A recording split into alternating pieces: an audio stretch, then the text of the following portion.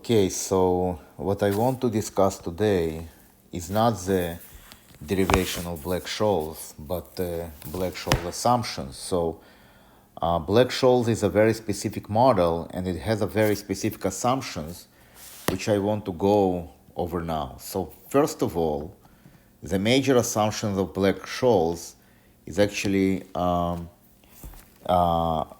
relates to the stock behavior.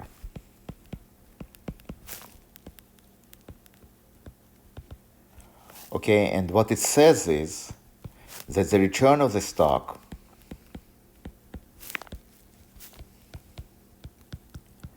is normally distributed. Which means that if you take time series of the stocks, so you have the time series and you look on the histogram, what we are going to see, we're going to see a bell-shaped curve, with a well-defined mu, which is the average return,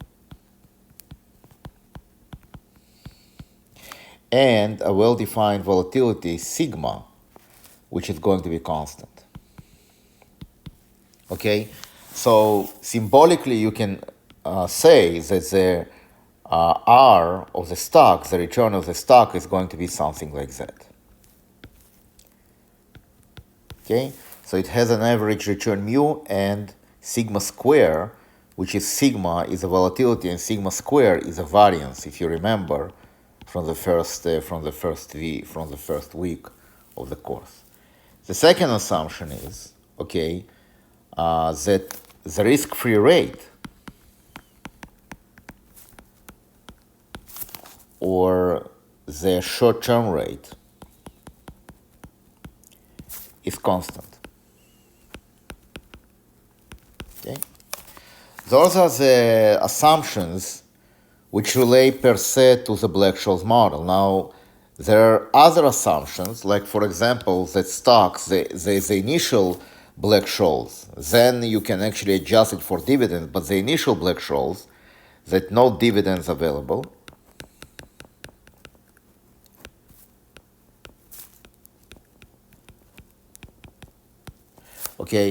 But the most important assumption that actually allows you guys to actually derive the Black-Scholes model is the assumption which we call there is no free lunch.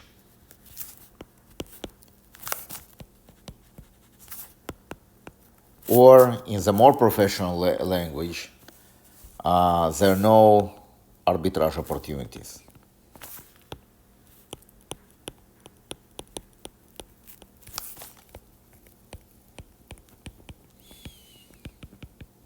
Now, what it says in layman terms, that you cannot make money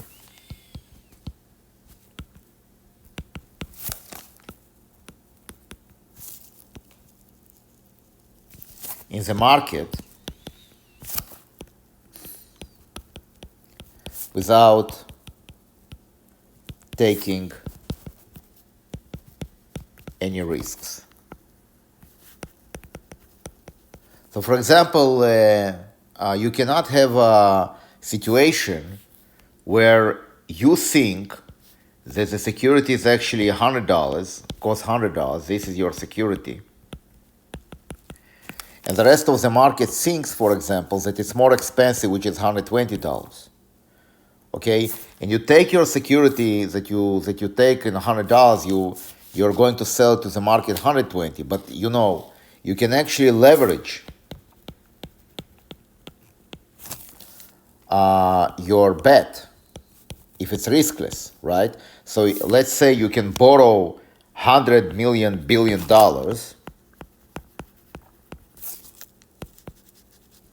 You borrow, you buy this security, right? So you buy 100 billion, so you basically remove those two zeros.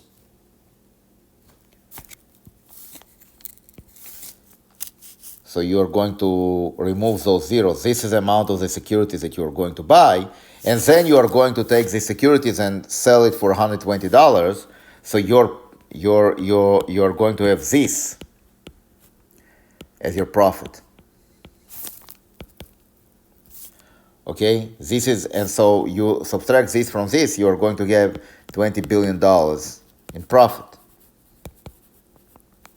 Okay, so you cannot do this in a market. You cannot take those kind of bets without assuming some risk. So in this case, maybe you think that it's you can buy it for $100, but suddenly you can buy it for 110, or suddenly it will collapse to 120. Okay, so there is no way for you to actually make a trade where you will not lose any money, or you don't have a risk to lose any money. This is what we call riskless arbitrage opportunities, and we have no anything like that in the market where we have a riskless arbitrage opportunities.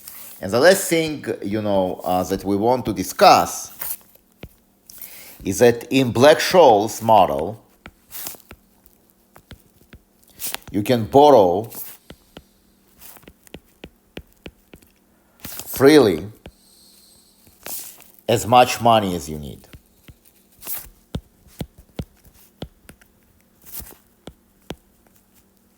So there is no limitation, okay, on how much money you can borrow. So if you have a arbitrage opportunity, let's say, okay, it means that you can borrow $100 billion, you can borrow $1 trillion, okay, and you can actually leverage your bet in a way that you can make as much profit as you want. Or, okay, so and the idea is that you will have on the other side some bank or some institution that will be willing to lend you this money because he sees this opportunity in the market. So he says, oh my God, I can actually make money. Now, the one thing that you should actually be able to pay to this bank is your interest, which is a risk-free rate, R. So it's not a problem per se, okay, in this market to borrow or to trade, right? So we say that there are no friction costs. There is no friction.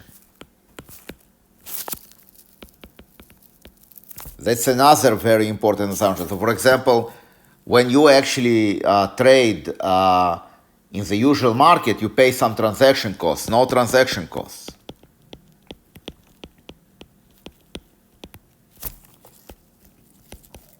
Okay, so you have, so you using these assumptions, you derive this Black-Scholes partial differential equation, okay, and then you solve it and you get the Black-Scholes formula. Now, I'm not expecting you to know the derivations. All I need you guys to know is those assumptions, right?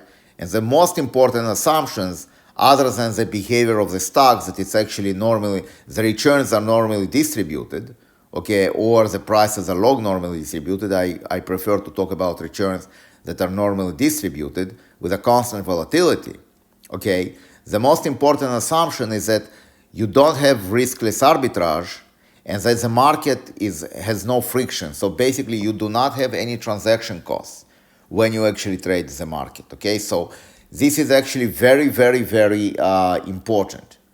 If you have transaction costs, for example, in futures, the settlement, in the usual future, the settlement is like three days, okay? So you have kind of a delayed settlement a situation in futures, and this creates a friction because you don't know, okay, whether or not your future is going to settle.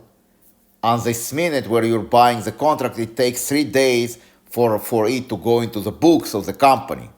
And in this case, you theoretically are in limbo, okay? So these kind of frictions which exist in the market do not exist in the Black-Scholes model, okay? So that's kind of that's kind of an important is an important input to the Black-Scholes, because without it, Black-Scholes cannot work, okay? I hope that you enjoy this video, and I'll see you in the course. Thank you and have a great day.